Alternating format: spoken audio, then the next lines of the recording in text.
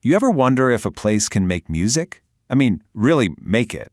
Can the hills, the winding roads, the cheap little houses, can all of that be the secret ingredient to a sound that literally changes the world? Well, for a short time, a place just like that actually existed. That quote just nails it, doesn't it? A brief, shimmering window. That's what we're diving into. We're going to unpack what made Laurel Canyon, this little neighborhood tucked away in the Hollywood Hills, the absolute epicenter of a musical revolution. We're talking about the people, the parties, and a sound that, you'll see, we can still hear today. Okay, so first things first.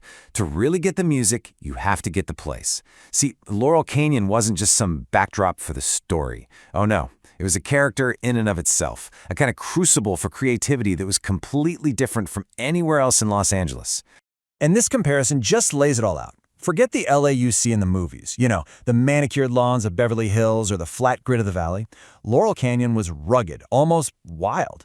Think winding roads that barely cling to the hillsides, little bungalows on stilts, and the smell of jasmine and eucalyptus everywhere. It was a total escape, a little pocket of the countryside right in the middle of a massive city. So why here? Well, here's the magic formula. You had these cheap little houses, basically shacks, that folk musicians could actually afford. And this unique geography created the perfect feedback loop for a songwriter. You could spend the day in total isolation writing these incredibly personal, vulnerable songs, but then, and this is the key, you could hop in your car, drive 5 minutes down the hill to the Sunset Strip, and play that brand new song at a club like the Troubadour that very same night.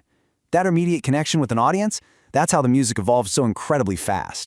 So, okay, we've got the perfect location, this amazing crucible for creativity. But what was the spark? What was the musical big bang that really drew everyone to these hills in the first place? It was this one moment. In 1965, a band living right there in the canyon, the Byrds, took a Bob Dylan folk anthem and they plugged it in. That jangly 12-string electric guitar, combined with Dylan's poetry, bam! A whole new genre was born right there, folk rock. And it was like a giant bat signal for every musician across the country, telling them, get to Los Angeles, something is happening here. And just like that, the floodgates burst open. The scene completely exploded. The golden age began, and it was defined by this cast of characters who would all, pretty much, become legends. And if this little musical kingdom had a queen, it was without a doubt Joni Mitchell. Her small house on Lookout Mountain Avenue became the artistic and social center of the whole universe. She wasn't just writing songs. She was basically writing her diary and setting it to music, turning this intense personal vulnerability into high art. She really shifted the whole focus to the singer-songwriter. And this story just captures the absolute magic of the place. You see, the signature sound of an entire era, that soaring, perfect three-part harmony of Crosby, Stills, and Nash, it wasn't created in some fancy recording studio. It was born, completely spontaneously, in Joni Mitchell's living room. That's just how things happened in the canyon. Now, if Joni was the artistic soul of the canyon, then Cass Elliot, Mama Cass, was its beating heart. Her home was the neighborhood's unofficial community center. She was the great connector, the one throwing these legendary parties where everyone was welcome, introducing a struggling musician to a famous producer. She was the living embodiment of that open, communal spirit.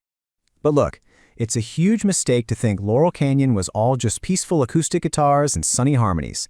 Not even close. This creative paradise had a much darker, much more psychedelic side to it. I mean, just look at the two sides of the coin here. On one street, you've got Crosby, Stills, and Nash singing about their very, very, very fine house. But then, just a few winding roads away, you've got Jim Morrison and the Doors on Love Street, exploring these really dangerous, dark, shamanic themes. The canyon was big enough to hold both that light and that darkness. And then you had the total wild card, Neil Young. He was the loner, the unpredictable force of nature who literally showed up in a hearse. His raw, gritty songwriting and that distorted guitar were the perfect antidote to some of the scene's sweeter stuff. He made sure the canyon sound never got too comfortable or too soft. Of course, a paradise this perfect, this idyllic, well, it couldn't last forever. The dream, which was built on open doors and the shared sense of community, was about to get a really brutal reality check. The entire mood, not just in the canyon, but maybe across the whole country, shifted in August of 1969. A single, absolutely horrifying event that happened miles away sent a shockwave of pure fear right through those hills. This was the moment the dream started to curdle. So the Manson murders, even though they weren't right in the canyon, they just shattered that feeling of safety.